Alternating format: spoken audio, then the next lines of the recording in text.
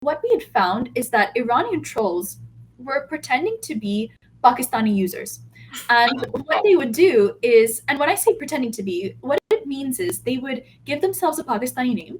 They would say that they are supporters of Imran Khan and like really involved in like Pakistani politics. Mhm. And all of their user descriptions would be like, "I love my country, Pakistan Zindabad," like all of these types of very like Pakistani nationalist like slogans. And Right. also then they would set their locations. You know how on Twitter you can say like, I could say I'm from anywhere, right? Like the same way that these state-sponsored Iranian trolls would say, I'm from Lahore, I'm from Karachi, I'm from Rawalpindi. Like they would actually set their locations on Twitter and accumulate massive following. So some of these Iranian trolls actually had more than 50,000 followers that they had accumulated before Twitter actually realized that this is a state-sponsored information operation from Iran. Michael Altman's book, Heathen Hindu, is a really good resource for understanding how a lot of these tropes spread in the US. And what's interesting is that these tropes were actually not used to attack Hindus. So Hinduphobia was not used to attack Hindus, it was actually used to attack Catholic immigrants coming into the US. Oh, wow. That's interesting. And yeah, it is interesting. So Yeah. just really, in a short nutshell, the reasoning for this was portraying Hindus as ritualistic, as people who are barbaric, shows that Catholicism, which is also ritualistic in comparison to Protestantism, will lead to the same barbarism, same state of uncivilized nature that the Hindus were in coming into the US if the Catholics are allowed into the US or if they're given power. Wow. So Altman has a very important, or not very important, but just a really illustrative quote where he says that representations of Hindus reinforce notions of America as white, Protestant, civilized, and democratic.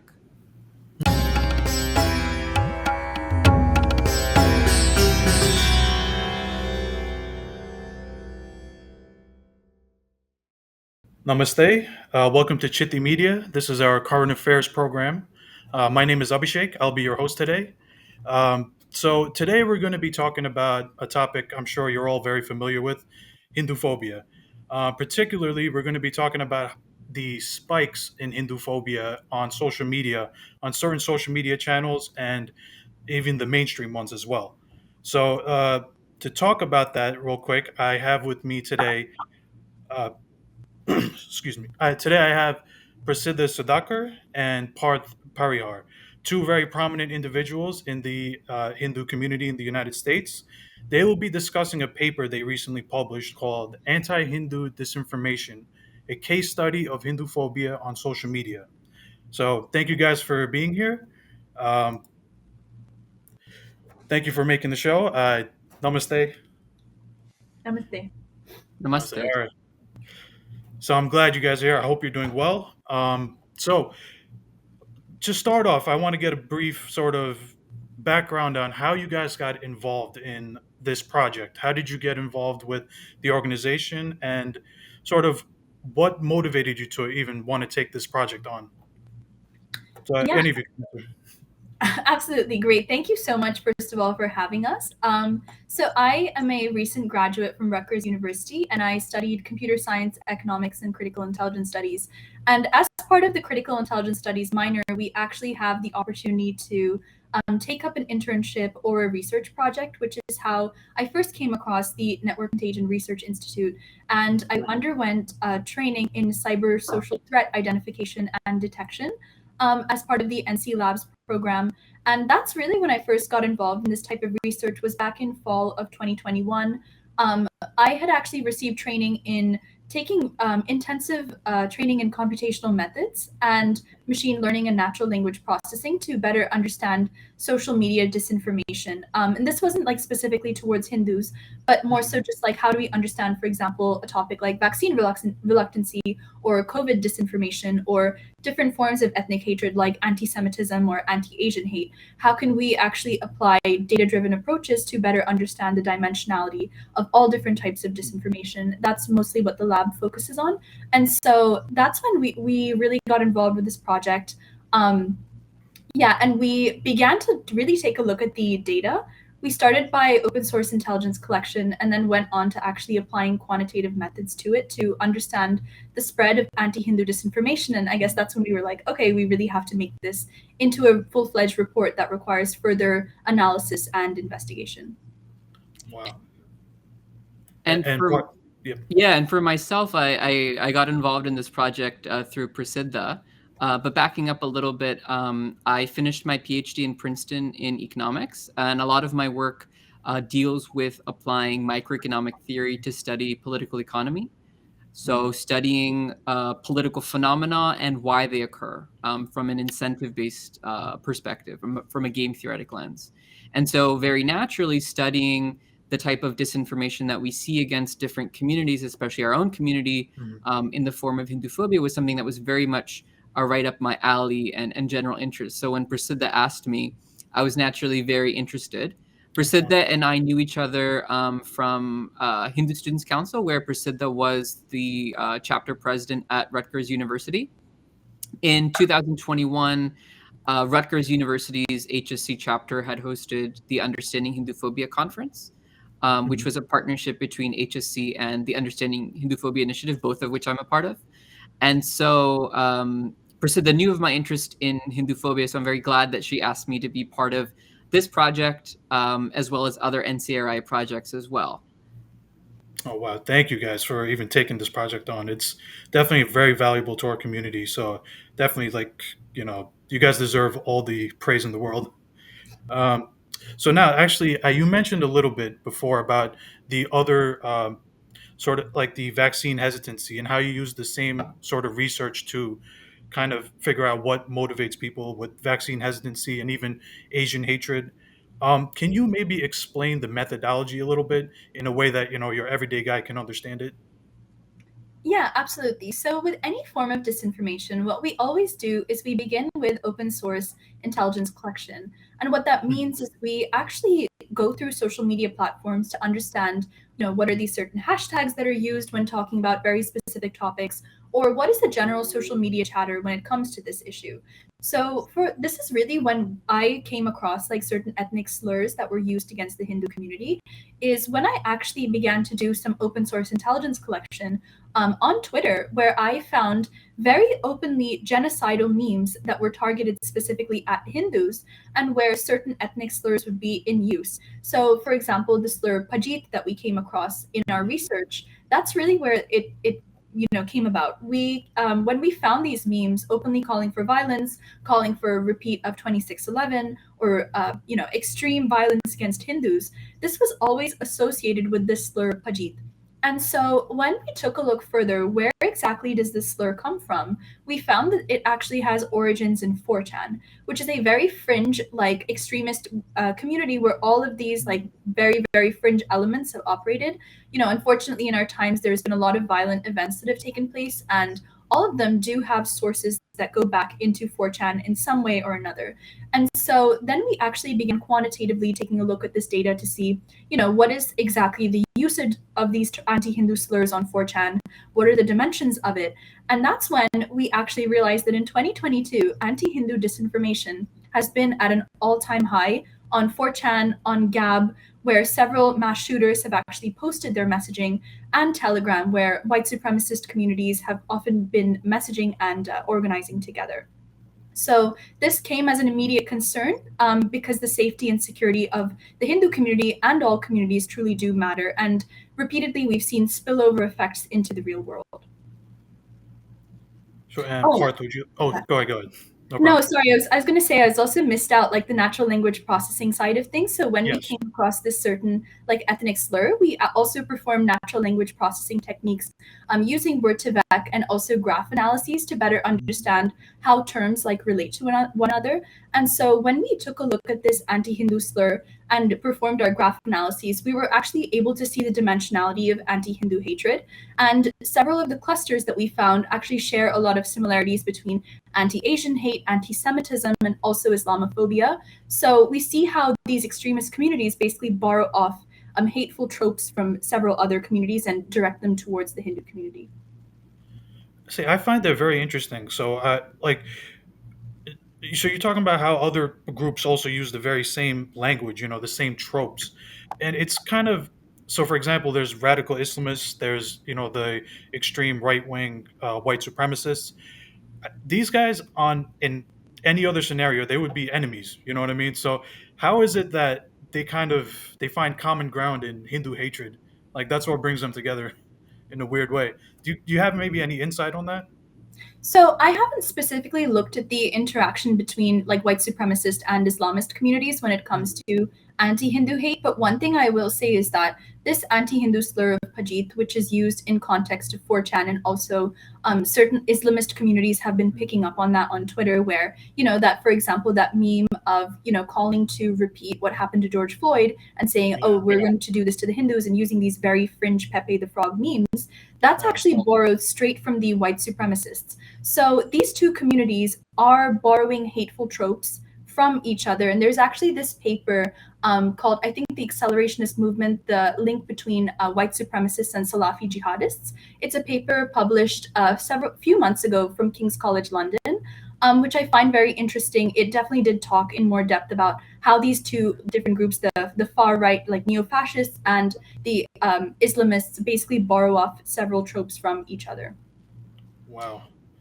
Just to build Parth, you off wanna- of what Prasiddha was saying as well, I think Abhishek, it is facially surprising that you would see groups that have such different Mhm. interests globally converge on this, but there is an interest convergence, right? In the sense that both white supremacists as well as Islamists have an incentive to spread disinformation about Hindus. Their geopolitical goals, their political aims may be different, they may occur in different geographies, but at the end of the day, they both fundamentally have this common hatred of Hindus. And so, in that sense, it's not surprising that they use similar tropes and similar language when they're discussing the Hindu community. In fact, you do see also with respect to the Jewish community, very Mhm. different groups using the similar language as far as spreading anti-Semitism, right? So you see anti-Semitism on the extreme left, Right. and you also see the same language being used as well on the right. So, in some sense, this interest convergence is something that we see with respect to other religious communities as well. Okay. Thank you for sharing that. And also, Priscilla, thank you for sharing that research paper that you mentioned before. I think that's a great resource for people to look into this even more. Um, so, kind of going a little further on that. Um, you mentioned kind of how other groups also, uh, even like the Jewish community and specifically, they face a lot of the hatred from both angles as well, from multiple sides. So I kind of wanted to talk about the Brahminical hatred, right? And how is it that a lot of times you see common tropes with how the Nazi Germany used to portray Jewish people with how people portray Brahmins, and these tropes are very similar in many ways. So could you maybe like throw some light on like what you found in your findings, the type of memes that people use? Yeah, sure. I just want to say, like, I'm not an expert when it comes to like anti-Semitic history, so I don't want to like, go into it too much because Right, I right. don't know enough. But I will say that in this specific case, so one of the examples that we found was when Parag Agarwal became Twitter CEO, and we began to look at all of the kind of narratives going on social media when it came to Parag Agarwal, and we saw several comments about this Brahmin-occupied government. And I thought that was like very interesting because this borrows straight from this white supremacist conspiracy theory called Zionist occupied government, which was actually Mhm. used by Robert Bowers in the 2018 Pittsburgh synagogue shooting. So I just thought that this was extremely dangerous, that these kind of anti Semitic tropes are now borrowed and used against the Hindu community. And when we take a look at other types of memes like, for example, the happy merchant meme, basically white supremacist communities have created a Hindu version of the happy merchant meme. So once again, we see how this like white supremacist extremist communities are basically borrowing from other forms of hatred, xenophobia, racism, and then applying that towards the Hindu community.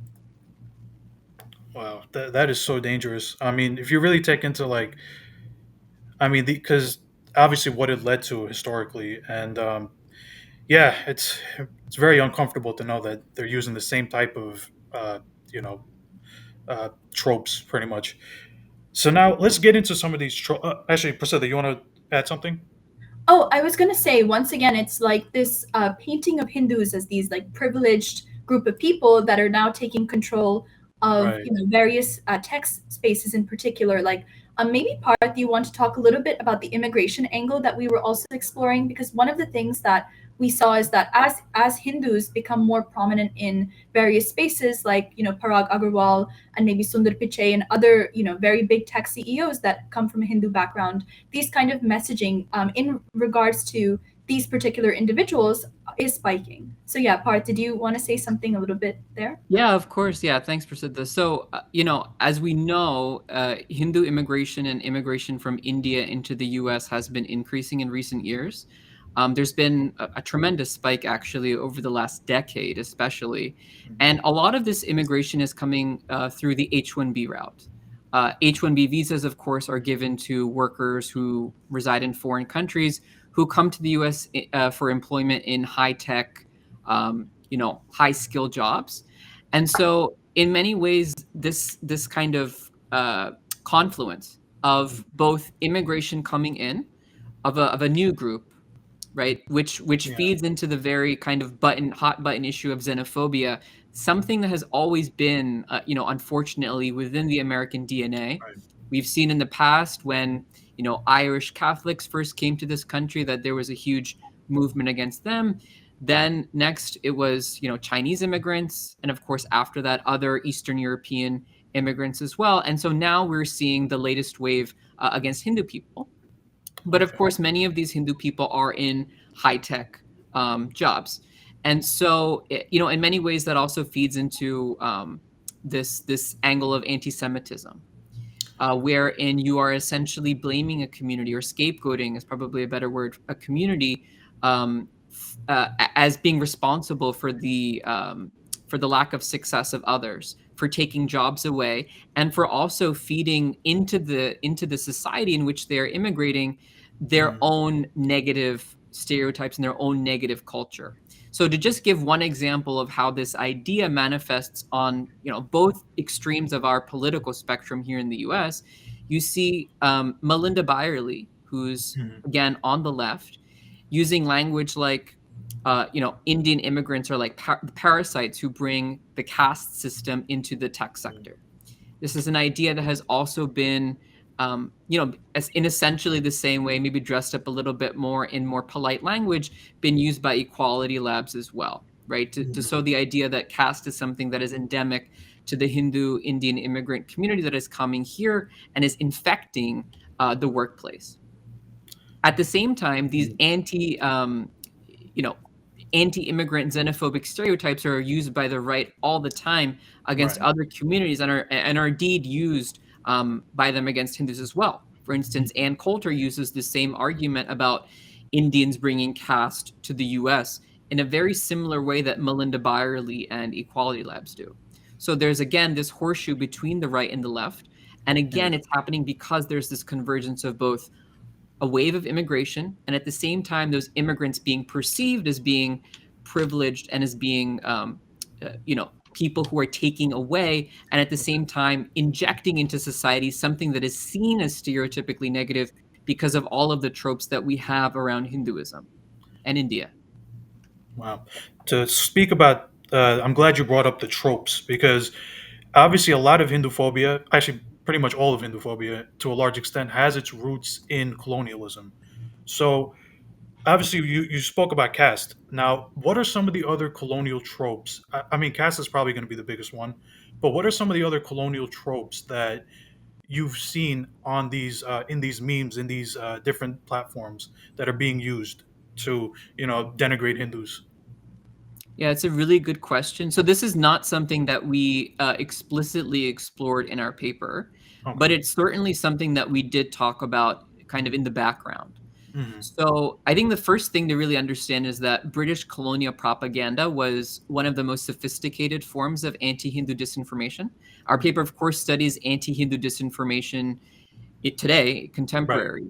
But just in the same way that this disinformation is being spread right now over social media and messaging channels, the same way in the 1800s and indeed into the 20th century, this disinformation was sown by various actors in newspapers, in books, in official legal documents, things that the common community in Britain would have had access to.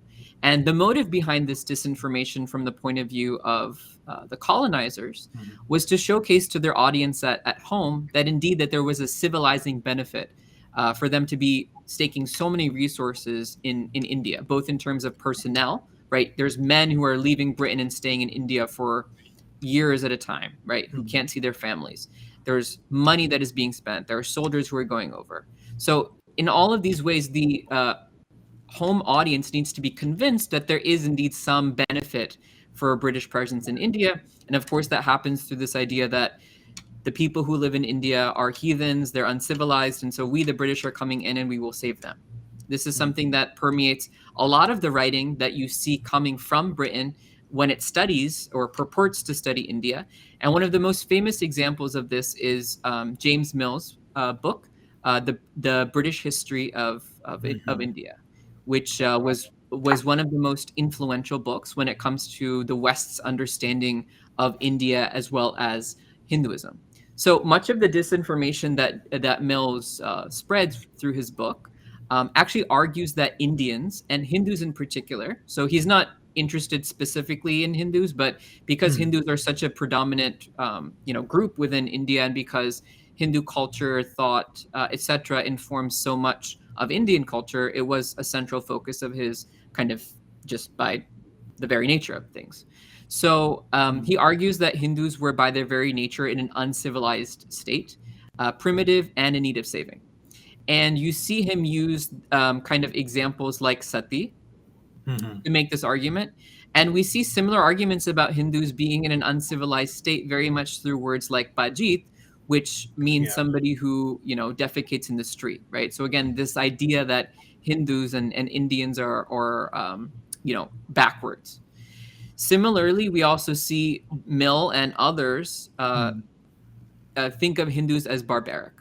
So you have tropes like the Thuggis, who were a band of dacoits, as being inspired by Kali worship to commit murders. Mhm. So this idea of bloodlust, genocidal bloodlust, heretical evil within Hinduism also comes from that. That's also, by the way, used in Indiana Jones and the Temple of Doom. If Oh you yeah. remember that famous scene of the Kali worshiper taking the heart Right. out Yeah. of the unsuspecting native, right? So these ideas percolate through society. I think that's a really good example of that, and we see these same ideas being used today as well. So genocide and bloodlust is again something that we see used as a characterization against Hindus in the memes that Prasiddha and the NCRI team looked at. And some of this, so there's very similar language that we see from the British colonists as we see online today as well. Mhm. Prasiddha, do you want to add anything to that, or? No, I think Part said everything. Great. Yeah, that was a great answer. Thank you very much. So kind of so now that we're talking about the kind of the tropes that have been used in the past, let's kind of go into some specific examples. So obviously, they you talked about certain events that happened where I think um, where there were certain spikes in anti-Hindu activity more than normal. So could you say like what were some of the real world events? Was it maybe like Neeraj Chopra winning the gold medal, or any sort of real world events that correlate to these spikes of anti-Hindu activity? Yeah, so it's mostly when Hindus gain into positions of power. That's really where we see the real world spikes.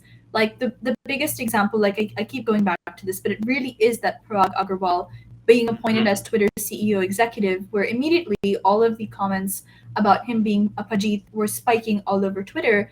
And Right. in July, when there were escalating like religious tensions in India, we did see a massive spike in these ethnic Hindu anti-Hindu slurs. So more analysis absolutely can be done from a quantitative perspective on how this actually relates to real world events, but we do see this fluctuate with specific events that have taken place. Okay. Um, so now, when unfortunately, a lot of these tropes do have very negative real world effects. Can you maybe go a little bit more into what exactly is a Pajit. I think you talked about it a little bit. It's someone who defecates on the street, right? But is that part of the kind of to show Indians as backwards? You know what I mean? Like we're barbaric. We just cannot. We're not civilized at all. And so, kind of, what is the motive today? Because we don't have colonialism necessarily in the same exact sense. Is so. What exactly do you think the motive is to depict us that way now? So it's really about understanding the psyche of 4chan, I would say, because Mhm. honestly, this isn't specific towards Hindus. Like 4chan does have a tendency to say these kind of extremely disgusting comments about all types of communities, not just Hindus. So this actually first came about roughly around the 2014, 2015 time, where basically it was like made into this meme of, there were like anti-Black memes, anti-Muslim memes, anti-Asian memes, and now this came into an anti-Indian meme. And I want to also make a distinction between the anti-Indian versus anti-Hindu. How did we deduce that something Mhm. was anti-Hindu? So in a lot of these cases, like you said, basically this idea of someone who is a Pajit would be someone who is like dirty, backwards, disgusting, saying all sorts of horrible things. A lot of these terms actually do come up in our topic network that we created using natural language processing, but it's really about this dirty, disgusting, and backwards Indian. And how Mhm. did we deduce that this is anti-Hindu? So, like, how is this different from, let's say, anti-Indian xenophobia as a whole? Right. Well, when you actually take a look at a lot of these memes that are there are very explicit and open Hindu imagery. So, like, for example, someone wearing a tilak, someone wearing a bindi, and it's like deliberately showing someone as this like dirty, backwards person. And so you see that this isn't given to, like, let's say, an Indian Muslim or like an Indian Christian. This is very, very specific towards the Hindu community. So when this type of explicit Hindu imagery is being used, that's how we're able to deduce that this is anti-Hindu in nature and not just about, anti-Indian xenophobia. Okay. Parth, do you have anything you want to add to that, or? Um, no, I don't think so. All right, that's a great answer. So now, so let's get into what I found the most like just outrageous part, beyond just how offensive the memes were, but the fact that this was state-sponsored Iranian trolls that were behind it. So I think what you mentioned was there's like sort of two angles in which they attack India. On one hand, they try to have like they call for like anti-Hindu like genocide, pretty much like violence against Hindus. But at the same time, they're also kind of approaching it from a human rights point of view, where they're trying to say that like you know India is unsafe for minorities. There's Hindu nationalism's on the rise. So how is it that like on one hand, you know Hindus are genocidal maniacs, but on the other hand, uh, you know, it's like they're calling for our genocide. Like, what is kind of like the psyche behind that, or like what is kind of their end game with these state-sponsored trolls? So, just one thing I want to make a distinction is that, Mhm. these kind of Pajit and all of these horrible ethnic slurs are not done by state-sponsored Iranian trolls. Okay. They've never actually like incited violence, like at least from the open source intelligence. Like I can't tell you because there are more than 1 million tweets. Okay. But from our topic network, we haven't seen any like open calls for violence against Hindus from these Iranian Okay. trolls. So there are two different aspects to it. One is just examining certain ethnic slurs on 4chan, Gab, Telegram, and also looking at the spillover effects into Twitter. But part two of our study does look into state-sponsored Iranian trolls. There are a lot of like questions about this. So what we did is that we went on Twitter's information operations dataset, where basically Twitter worked with the FBI, Department of the DOJ, and several other like organizations to basically look into state-sponsored troll activity from several different countries. So they have troll data sets from Russia, China, Venezuela, Iran, Bangladesh, Qatar, Turkey. There are so many troll data sets. But one thing that we did see in this Iranian troll data set, which spans from I think Iranian trolls from 2018, 2010 until 2021. And so it was very interesting looking at these state-sponsored Iranian trolls. So what we had found is that Iranian trolls were pretending to be Pakistani users. And what they would do is, and when I say pretending to be, what it means is they would give themselves a Pakistani name. They would say that they are supporters of Imran Khan and like really involved in like Pakistani politics. Mhm. And all of their user descriptions would be like, "I love my country, Pakistan Zindabad," like all of these types of very like Pakistani nationalist like slogans. And Right. also then they would set their locations. You know how on Twitter you can say like I could say I'm from anywhere, right? Like the same way that these state-sponsored Iranian trolls would say I'm from Lahore, I'm from Karachi, I'm from Rawalpindi. Like they would actually set their locations on Twitter and accumulate massive following. So some of these Iranian trolls actually had more than 50,000 followers that they had accumulated before Twitter actually realized that this is a state sponsored information operation from Iran. And so they would basically disseminate anti Hindu disinformation to basically stoke violence and not well stoke violence and stoke like unease between various religious communities and really the attempt is to polarize. So when we took a look at a lot of these tweets, like honestly, some of them you wouldn't even be able to differentiate whether it's a Pakistani account and versus like an Iranian account saying it. The messaging is so covert. So it's almost like uncovering an entire disinformation influence operation done by the IRGC. So what they would do is, for example, when there was a bombing in 2017 by ISIS in India, they immediately wanted to trend a hashtag Hindu extremism, and all of these Iranian trolls pretending to be Pakistani users were saying, guys, grab your keyboards and trend hashtag Hindu extremism to expose India. So you see how they wanted to inflame both sides to stoke tension between India and Pakistan. And the same was true during the 2019 surgical strikes. Like I was actually able to look at certain Iranian tweets, once again pretending to be Pakistani users, talking about the surgical strikes that were taking place. And this happens a lot with several accounts done by the Iranians. And in some cases, we could even see how they were tagging Urdu language television. So, like, they were tagging at Bol Network, calling them to actually cover this. So, it's really interesting because I think this is something that no one has really investigated before. Whenever people think of, who does India have geopolitical tension with, it's always like Pakistan or other countries, but no one has actually realized that Iran has been responsible for a lot of these information operations on social media. And and as for the point about human rights, so one other thing that the Iranian trolls would do was pretending to be authentic human rights activists, journalists. Some of their user descriptions were like, "I'm a mother of three," which is like really funny, right? Like you just wouldn't expect that. And they would pretend to be these like human rights journalists operating from New Delhi and Mumbai, basically talking about how India is persecuting its minorities. And what they would do is pretending to be these human rights activists. They would start tagging CNN, MSNBC, please cover like the violence happening in India against minorities. And this is, blatant double standards coming from the Iranian regime itself. So this is very covert anti-Hindu disinformation that has been going on from Iranian trolls, since 2010 and even in 2021. In 2020, at a time when India was sending Iran doctors during the COVID crisis, like Iran was still funding trolls to disseminate anti-Hindu disinformation. That's why this is particularly important to take note of. It's a very important thing. I think it's kind of, from what I'm taking, it's still kind of a mystery as to like what their motive is behind it. But yeah, it's definitely dangerous, something to watch. Um, Parth, did you have anything you wanted to add? Or Yeah, yeah, I just wanted to underline one thing in what Prasiddha said, which is that this activity that we see from the Iranian trolls is not random. It's something that is typically very responsive to current events as they unfold on the ground. I see. So Prasiddha already gave the example of the 2017 Bhopal Ujjain train bombing.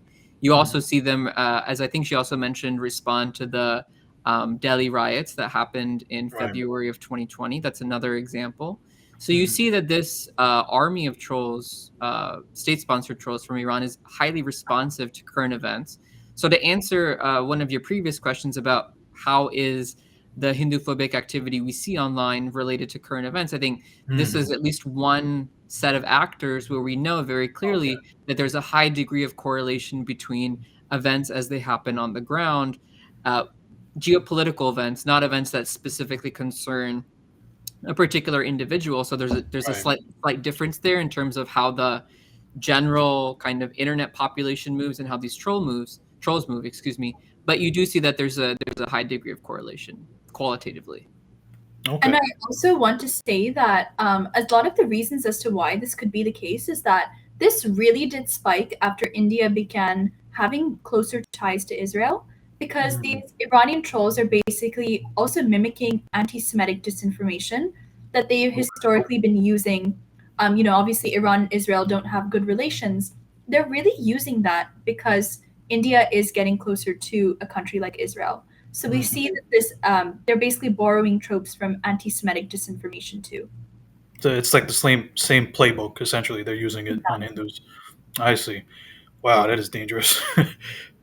um, so okay, now what I'm kind of going to go into is with these trolls. You said some of them are actually the ones that are located in India. They pose more as human rights activists, right? They're not necessarily like outraged citizens. They're more like they try to act like they're with any big organization or anything like that, or are they more like kind of independent in how they present themselves?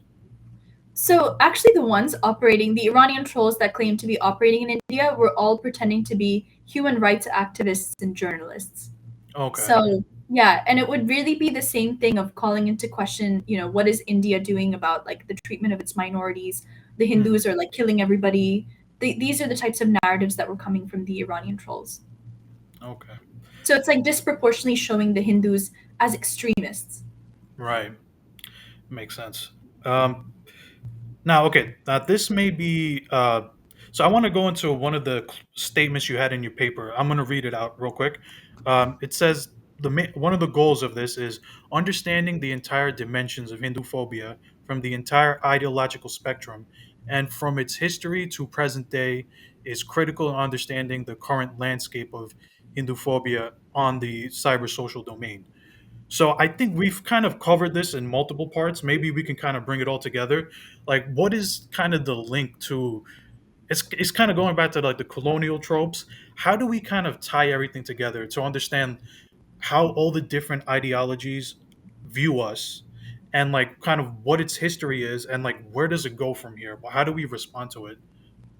It's a really good question. It has. I don't know that you can necessarily fix it into one point, Right. but we've talked a lot about James Mill in terms of Mhm. his colonial propaganda because he was one of the most important propagandists, and James Mill was a progressive. Right. So you might be familiar with his son, John Stuart Mill, the founder Okay. of utilitarianism, whose theories on ethics are very popular still in progressive circles. In some ways, they're the foundation of progressive ethics, right? So Mhm. he was someone who was an outsider within a very hierarchical, aristocratic British society. He was somebody who wanted to reform British society before he started studying India. And if you kind of think about the way in which he writes about India, he is projecting the inequities of British society onto India. He is taking the opportunity to study a culture which lacks kind of power in this Right. relationship. So, like classic Orientalism from Edward Said is the relationship between the people who are the colonizers and the colonized is this difference Right. between power. So, because Mill can't enact the reforms that he wants to in Britain, he kind of vicariously takes the opportunity to enact them in India by thinking about Indian society as very much structured similarly to British society, ironically. So you see, I think a similar strain of that still continuing within the fringe left, where they will project kind of their own the shortcomings of their own society onto Indian society Right. without having properly studied it. Famously, James Mill never set foot in India. And as you might know, there's a very famous Mhm. book on caste, which also equates race in the US with the caste system in India. Right. And the author of that book also never really studied India in any deep way or lived there for a significant portion of time.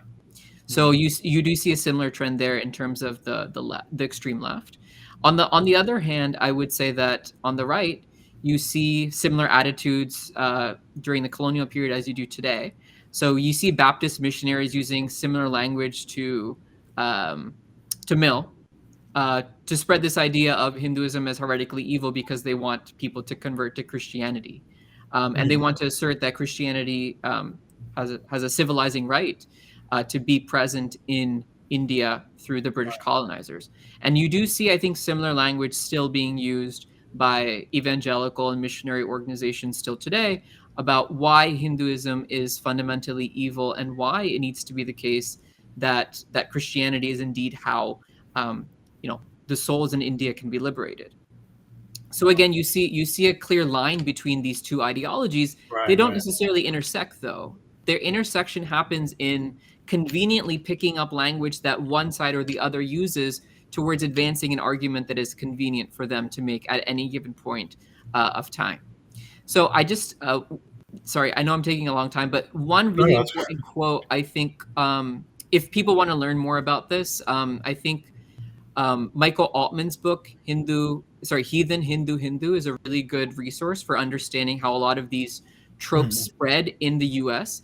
And what's interesting is that these tropes were actually not used to attack Hindus. So Hinduphobia was not used to attack Hindus. It was actually used to attack Catholic immigrants coming into the US. Oh, wow. That's interesting. And yeah, it is interesting. So just to really, in a short nutshell, the reasoning for this was portraying Hindus as ritualistic, as people who are barbaric, shows that Catholicism, which is also ritualistic in comparison to Protestantism, will lead to the same barbarism, same state of uncivilized nature that the Hindus were in coming into the US if the Catholics are allowed into the US or if they're given power.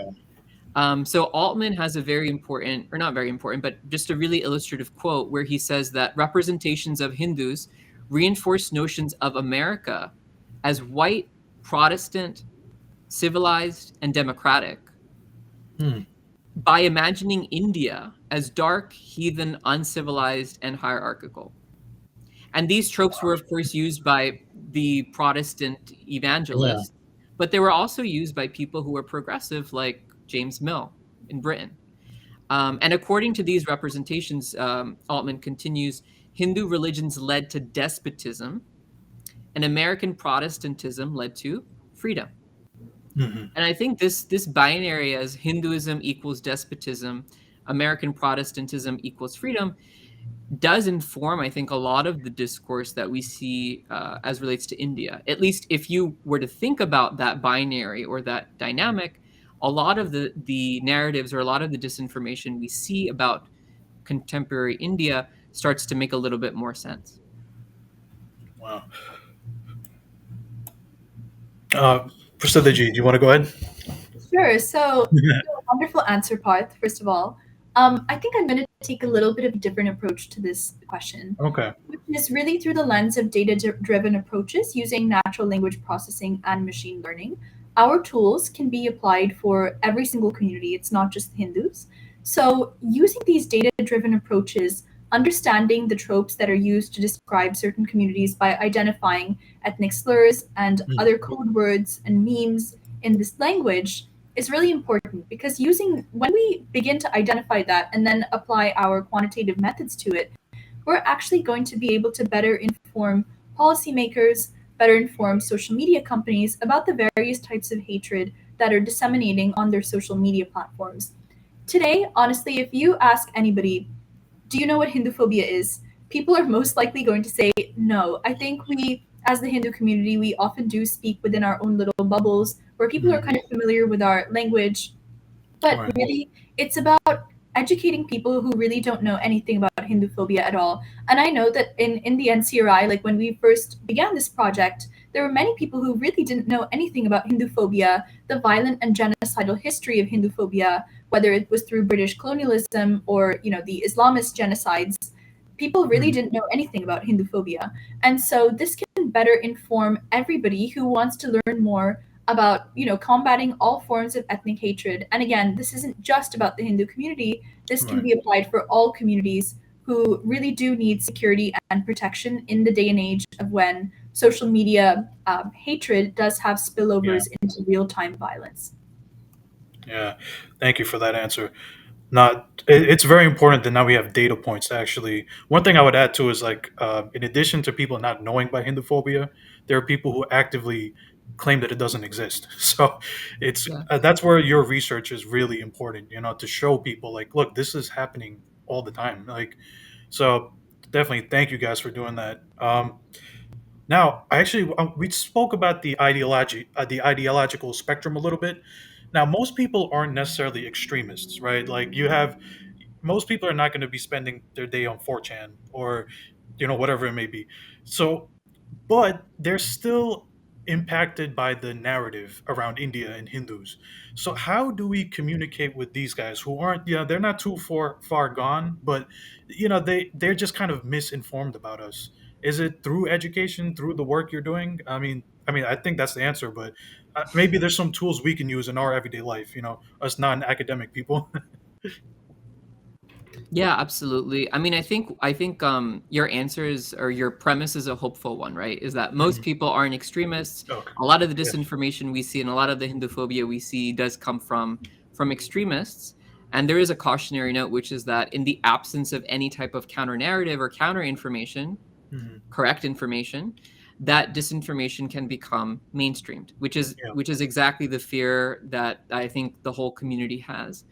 I think sometimes, though, we forget that there is this huge block of people who have very little knowledge, have very little exposure to anything related to Hinduism. Mhm. And so, like you said, it is about educating them. It is about also informing them about the ways in which Hinduphobia plugs into a lot of the other historical trends that the US has seen. These are Mhm. things that people in the Right. US honestly do understand, right? People Yeah. understand what xenophobia is. People understand if you were to talk about, oh, like anti-Catholic sentiment in the US, people would know what you were talking about. Yeah.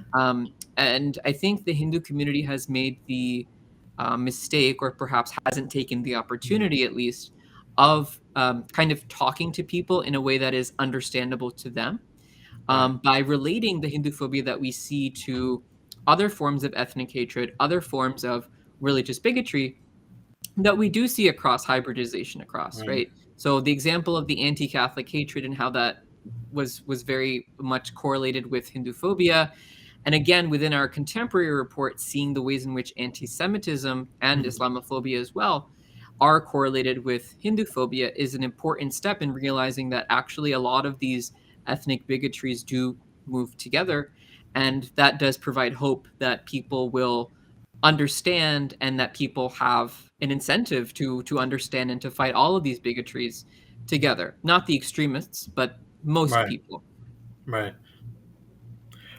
So actually, what I wanted to say too is, if let's say, this is kind of a little more of a general question, but after seeing what the seriousness of the situation is, too often Hindus are just not united in their effort, and I think you kind of touched on a little bit that we haven't taken the opportunity to really speak about ourselves.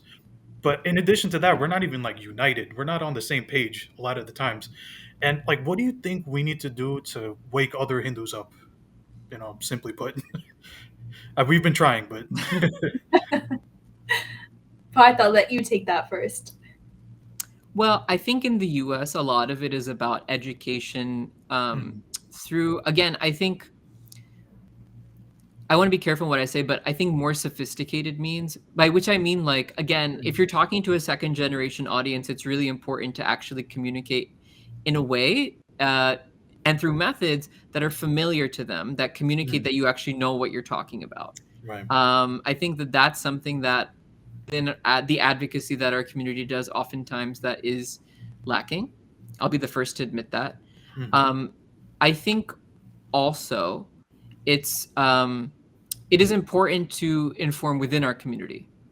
Okay. So I think a lot of the time you see people who are very apathetic to the situation Mhm. that exists, and so if you tell them that, like, look, this is actually leading to tangible acts of violence, I think that Right. that is something that will actually wake people up. And I do think, honestly speaking, over the last 2 to 3 years, people have a greater sense of awareness about Mhm. Hinduphobia, and that there has been an increase in anti-Hindu sentiment in the US. I think our community is very much plugged into that now. Mhm. Maybe not broadly, but certainly I think there's people that I know personally who wouldn't have been familiar with this at all 3 years Right. ago who now are.